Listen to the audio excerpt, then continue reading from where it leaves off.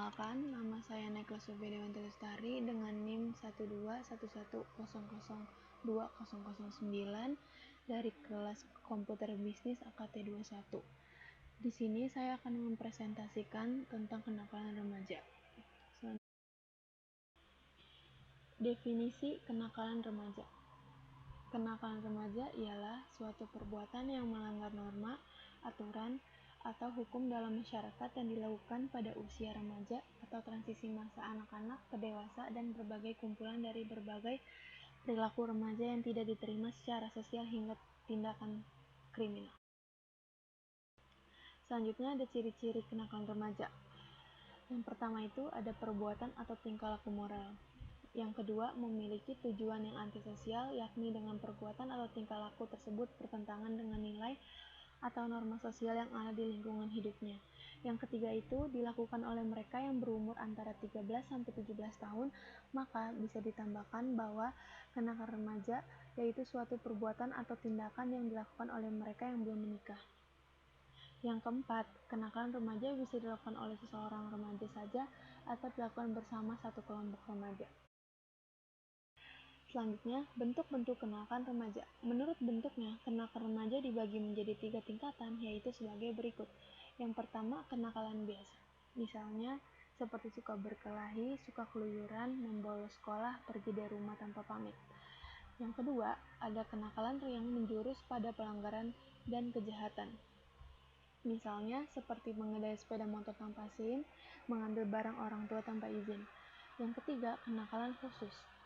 Misalnya seperti menyalahgunakan narkotika, alkohol, hubungan seks di luar nikah, pemerkosaan, dan lain.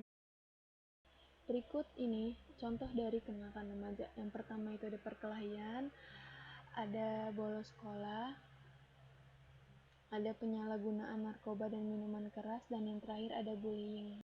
Selanjutnya ada faktor-faktor kenakalan remaja. Yang pertama itu ada faktor internal, terbagi menjadi dua. Yang pertama itu ada krisis identitas, suatu perubahan biologis dan sosiologis pada diri remaja memungkinkan terjadinya dua bentuk integrasi. Yang pertama itu terbentuknya perasaan akan konsistensi dalam kehidupannya. Yang kedua, tercapainya identitas peran.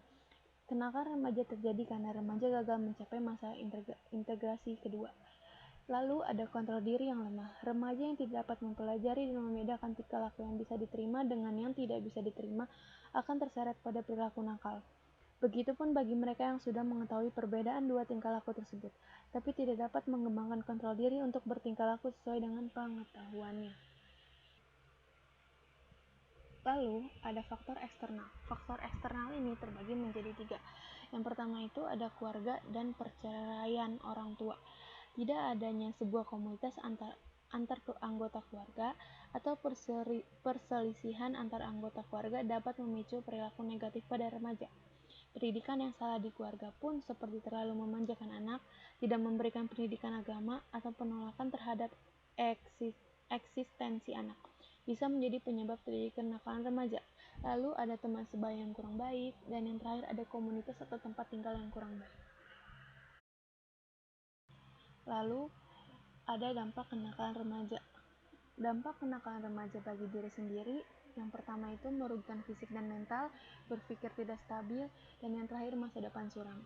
Dampak kenakalan remaja bagi keluarga ada 4, yaitu yang pertama komunitas terputus antara orang tua dan anak, yang kedua keluarga merasa malu dan kecewa bagi masyarakat, dan yang ketiga merenggang ketertiban umum, dan yang keempat meresahkan masyarakat. Selanjutnya, mengatasi kenakalan remaja. Remaja harus mendapatkan banyak mungkin orang dewasa yang telah melampaui masa remajanya, baik yang berhasil maupun tidak berhasil pada tahap ini.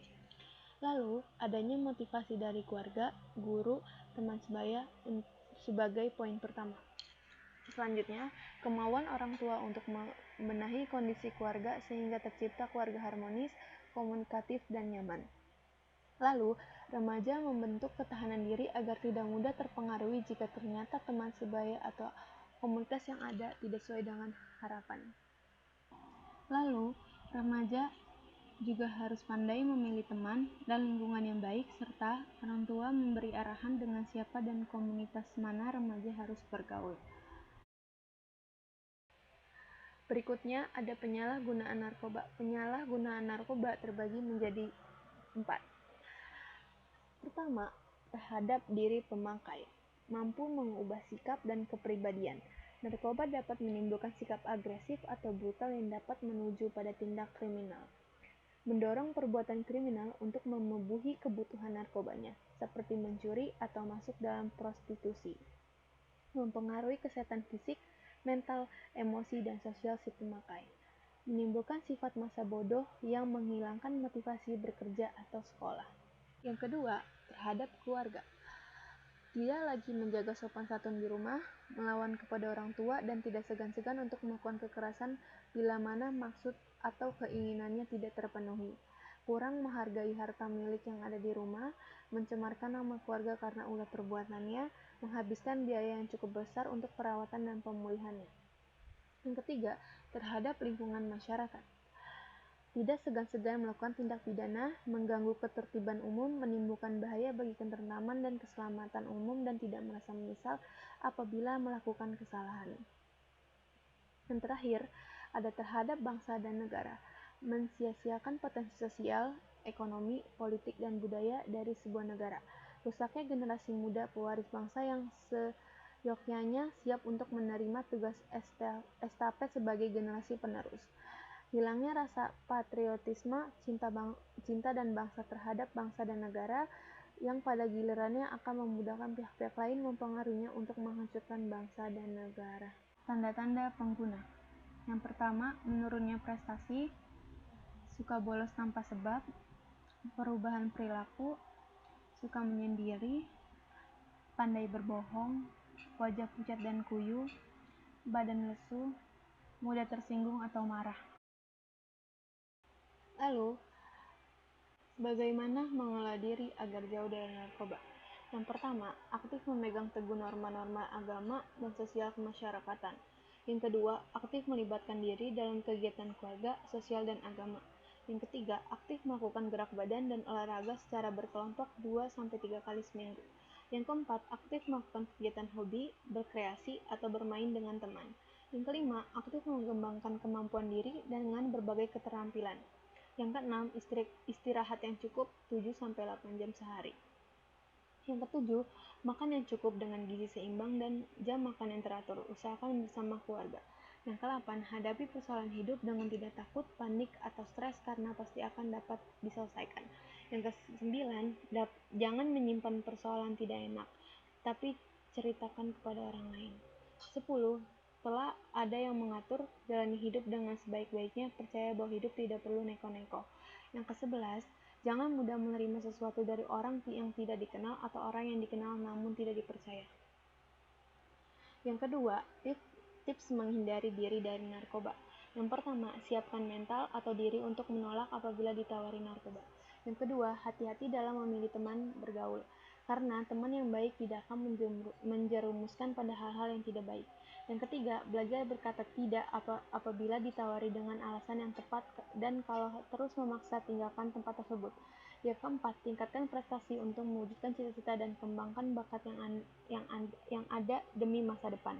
Yang kelima, lakukan kegiatan-kegiatan yang positif untuk mengisi waktu luangmu dengan menyalurkan hobi dan yang dapat membuat lebih mandiri. Yang keenam, tingkatkan iman dan takwa. Berikut contoh dampak penyalahgunaan narkoba. Itu dia presentasi yang dapat saya sampaikan. Jika ada kesalahan dalam penyampaian, mohon dimaafkan. Terima kasih semuanya.